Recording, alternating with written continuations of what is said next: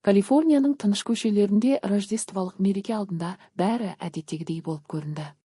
Атмосфера жылы әрі жайлы болды, үйлер гирляндтармен безендірілген, ал көшелерде балалар алаңсыз ойнап жүрді. Ортега отбасы да дәстүрлі түрде рождестволық кешті өткізуге дайындалып, дастарханға жиналған еді. Бұл мереке олар үшін ерекше күн болды, себебі Джозеф пен Алиса үшін бұл олардың бірге өткізген 53-ші жылдары еді. Олар балалар мен немерелермен бірге бақытты әрі тыныш кешті өткізуді жоспарлаған.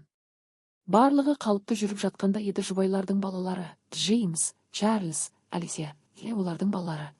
17 жасар Майкл компьютерде отырса, балалар мен ересектер бір-бірімен әңгімелесіп шырша жанында тұрды. Үйдің ішіндегі жарықтар мен жылу, баспалдақтың жанындағы шыршаның алдында жайлы атмосфера бәріне бейбітшілік сыйлады. Бірақ бір сәтте олардың өмірі түбегейлі өзгерді.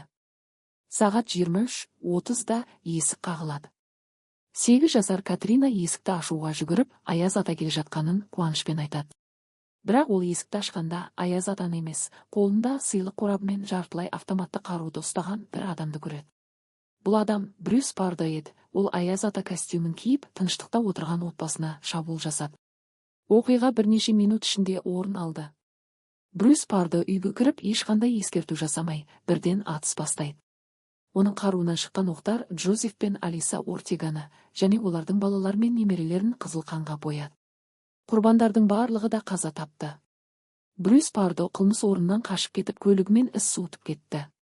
Тек кейбір балалар ғана аман қалды, олар қашып үлгерді немесе жерге жасырынды. Бұл трагедия тарихтағы ең қатыгез жаппай өлтірулердің бірі болып қалды. Полиция мен өрт сөндірушілер қылмыс орнына жедел жетті, бірақ үй ішінен күйдірілген денелер мен қанның іздері ғана қалды. Алдымен 911 қызметіне қоңырау шалған адам өрттің болғанын хабарлап, кейін атыс туралы ескертті. Куәгерлер өрттің жанында атыс дыбыстарын естігендерін айтқан болатын. Брюс Пардо деген кім еді? Брюс Пардо инженер, білімді әрі бір кездері жақсы адам болған. Бірақ оның өміріндегі соңғы кездер оның мінез құлқына әсер етіп, көптеген қиындықтарға әкелді. Ол бірнеше жыл бойы Джозеф пен Алисаның қызы Сильвиямен некеде тұрды, бірақ олардың арасындағы қарым-қатынас күрделі болды. Ажырасу, қаржылық қиындықтар және баласының мүгедектігі оның психологиялық жағдайын нашарлатты. Брюс Пардоның өмірі қиындықтарға толы болды. Ол өз өмірінің соңғы жылдарын неке мәселелеріне, қаржылық дағдарысқа және ұлының ауруына арнады. Ажырасқаннан кейін ол өз жағдайын жақсарту үшін әрекет ете алмады, және оның ашулануы тек күшейді. Бұл оған өз отбасынан кек алу туралы ойларды туғызды. Ол қару-жарақ сатып алып, үйіне өрт пен атыс ұйымдастыруды жоспарлады. Бұл оның жасырын жоспары еді. Брюс Пардо 24 желтоқсанда рождестволық кешке дайындалып отырған Ортега отбасын таңдап, олардың үйлеріне қастандық жасауды жоспарлады. Ол Аяз ата костюмін киіп, қолында сыйлық қорабымен келіп, отбасын таң қалдырды.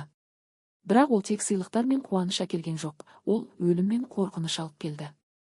Ортега отбасының көп мүшелері қаза тапты. Атыс кезінде бірнеше адам қашып үлгерді, бірақ олардың көбі атылған оқтардың құрбаны болды. Брюс Пардо есіктен шығып, көлігімен із суытып кетті, ал полиция мен өрт сөндірушілер оқиға орнына жетті, бірақ ештеңе өзгерткен жоқ. Брюс Пардоның қашуы ұзаққа созылмады. Оның ізін кескен полиция қылмыс орын алғаннан кейін көп ұзамай оның көлігінің ізін тапты.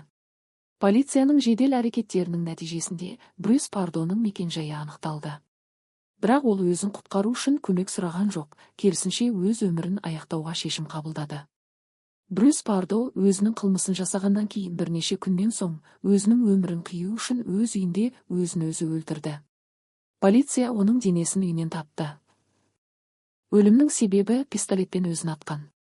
Оның өлімі қасақана жасалған қылмысқа жауап ретінде ақыры орын алды.